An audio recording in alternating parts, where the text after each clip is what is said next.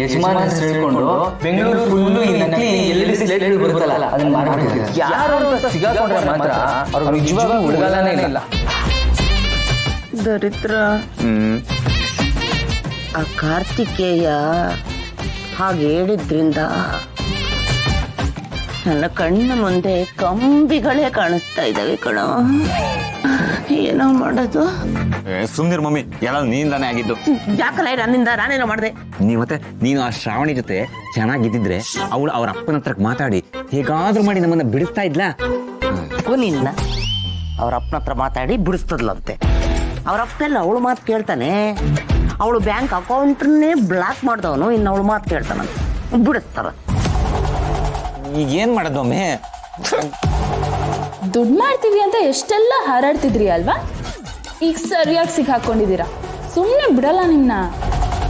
ಇಷ್ಟೊತ್ತಿಗೆ ಬರ್ಬೇಕಿತ್ತಲ್ಲ.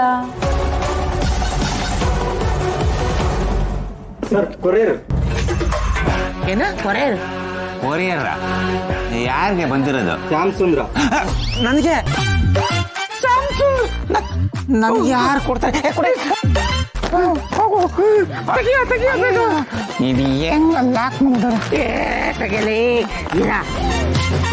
ಸರಿಯಾಗಿ ಟೈಮಿಗೆ ಬಂದಿದೆ. ಈಗ ಹತ್ಕೊಳ್ಳುತ್ತೆ ಬೆಂಕಿ.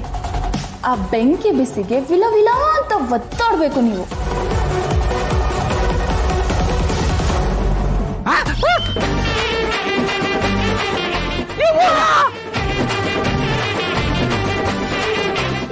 ನಾನಲ್ಲ ಇದು, ನಾನಲ್ಲ.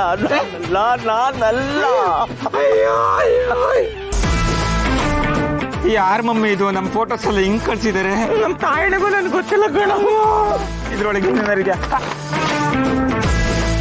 ಮಮ್ಮಿ? ಒಂದ್ ಲೆಟರ್ ಬೇರೆ ಇದೆ. ಓದೋ ಬೇಗ ಓದೋ. ನೀವು ಮಾಡುತ್ತಿರುವ ಮೋಸದ ಕೆಲಸಗಳೆಲ್ಲ ನನಗೆ ಗೊತ್ತು. ನಿಮ್ಮನ್ನು ಈಗಲೇ ಸಾಕ್ಷಿ ಸಮೇತ ಹಿಡಿದು ಕೊಡಬಹುದು. ಅಯ್ಯೋ, ನಾಳೆ ನೀವು ಕೆಳಗೆ ಬರೆದಿರುವ ಜಾಗಕ್ಕೆ ಬೆಳಗ್ಗೆ 11 ಗಂಟೆಗೆ ಬರಬೇಕು. ಅಯ್ಯಮ್ಮ, ನೋಡೋಣ ಇರು ಮಮ್ಮಿ. ಇಲ್ಲದಿದ್ದರೆ ಈ ಫೋಟೋಗಳನ್ನು ಮಿನಿಸ್ಟ್ರಿಗೆ, ಮೀಡಿಯಾದವರ ಕೈಗೆ ಕೊಡಲಾಗುತ್ತದೆ. ಅಯ್ಯ ಮಮ್ಮಿ, ಮಿನಿಸ್ಟರ್ ಕೈ ಸಿಕ್ಕಿದ್ರು ಪರವಾಗಿಲ್ಲ, ಹೇಗೋ ಉಪಚಾರ ಹಾಕ್ಬೋದು. ಈ ಮೀಡಿಯಾದವ್ರ ಕೈ ಸಿಕ್ಕಿದ್ರೆ ಹಾಕೊಂಡು ಮಾಡ್ಬಿಡ್ತಾರೆ ಮಮ್ಮಿ. ಹೌದು ಕಣ.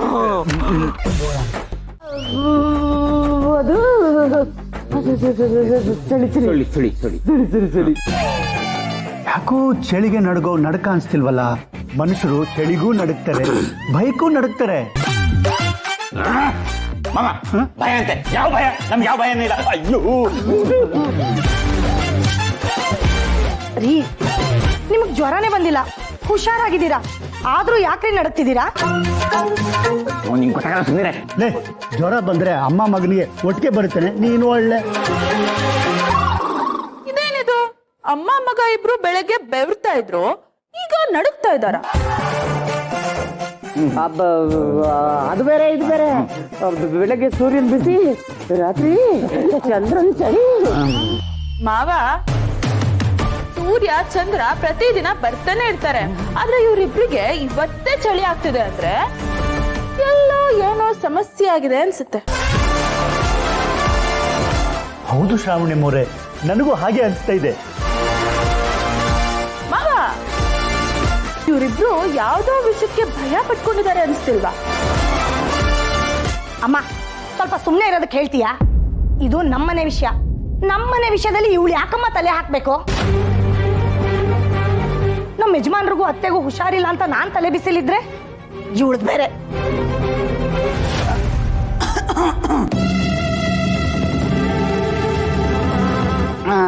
ಶ್ರಾವಣಿ ಅಮ್ಮ ಅವ್ರೆ, ನನ್ನ ಮಗಳು ಹೇಳಿದ್ದನ್ನ ಕೇಳಿಸ್ಕೊಂಡ್ರ? ಚಳಿಲಿ ನಡ್ಗೋರು ನಡುಕ್ತಾರೆ, ಅಡ್ಗೋರು ಅಡಗ್ತಾರೆ. ಇದೆಲ್ಲ ನಿಮ್ಗೆ ಯಾಕೆ? ದೊಡ್ಡೋರು ಅಂತ ಅನ್ನಿಸ್ಕೊಂಡ್ಮೇಲೆ ನಿಮ್ ಕೆಲಸ ನೋಡ್ಕೊಂಡು ಹೋಗಿ ಹೋಗಿ ಹೋಗಿ ಊಟ ಮಾಡೋಗಿ.